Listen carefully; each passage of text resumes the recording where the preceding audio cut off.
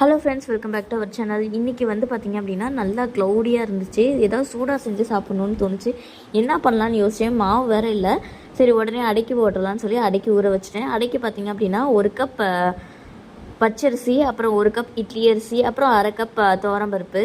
இது எல்லாத்தையுமே வந்து நல்லா ஊற வச்சாச்சு. ஒரு 2 மணி நேரம் ஊறினதுக்கப்புறமா 2லேருந்து 3 மணி நேரம் நல்லா ஊறினதுக்கப்புறமா இதை வந்து நம்ம அரைச்சி எடுத்துக்கலாம்.